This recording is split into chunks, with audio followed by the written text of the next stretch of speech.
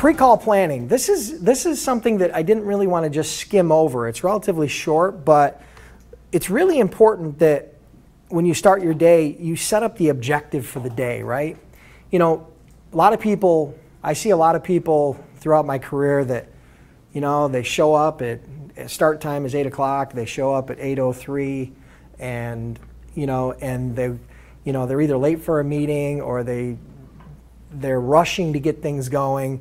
They don't plan their day properly. And you know, so putting that objective together for the day, which really consists of things like putting your to-do list together, right? Just simple stuff like that. Putting your call list together, your actions, the follow-ups, those sorts of things. Setting your day up before you start your day will make your day immeasurably smoother, okay? I've gotten in a habit over the years of setting up my day the night before. So what I do is before I leave, I put my to-do list and my things to do on a piece of paper before I leave. And then what happens is I come into that piece of paper in the morning, and then I recategorize them based upon where my mind is at that point, reprioritize them, cross the ones off that I know I'm not going to do, delegate the ones that I don't want to do, and go ahead and start doing the things I need to do. Okay, so I don't want to skip over that because that's really important, because I see, you know, I know that a lot of people here are maybe do some of that, but maybe not everybody. I think it's a really important part of your pre-call planning, and your setting up your day is really important. The second part of that is prepare. It may seem trivial, but prepare your work area, right?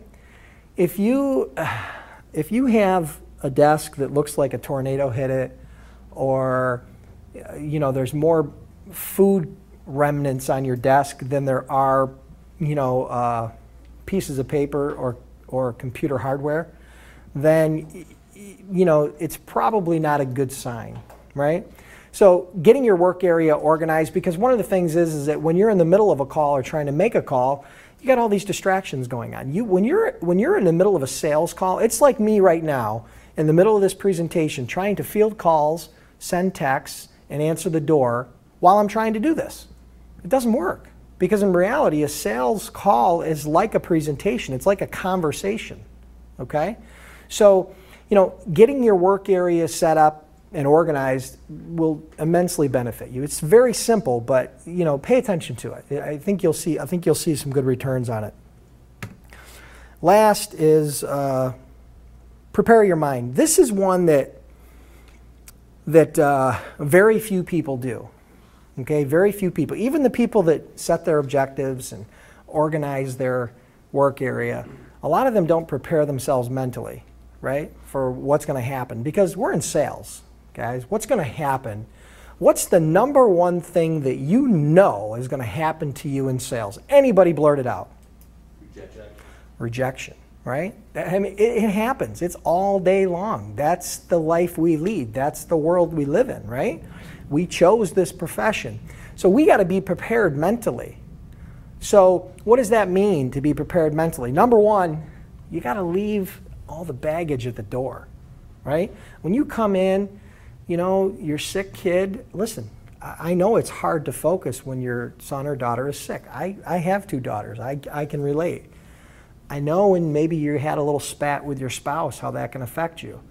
I know how when things are tight financially, or when it's around the holiday season, or health issues, or any number of things, how they can affect you. But what you got to do is you really got to, the number one thing is you got to try to leave all that stuff at the door. And hopefully you have family that understands that. And if you don't, you got to have a sit down with them, and you got to have a real discussion. You got to talk to them about it. And you got to say, listen, I love you. I'm here for you. But when I'm at work, I'm at work.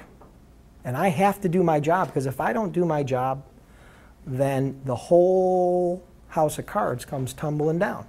So, you know, you got to prepare yourself mentally. So number one, you got to leave the baggage at the door. Number two, you got to prepare yourself for the rejection that you're going to get, okay? Some of the rejection is very nice and tactful, and some of the rejection isn't so nice and tactful. You will get people that will be none too happy that you're cold calling them, okay? And hopefully with some of the techniques I'm going to share with you today, you get less of that, because you're going to come in, you're going to have a little bit more engaging style. You're going to have a little bit more fun. And I think the people, you're going to be able to differentiate yourself a little bit from the typical freight broker that's out there hustling freight. Okay, at least that's my goal. You'll let me know at the end of the day if that actually happens.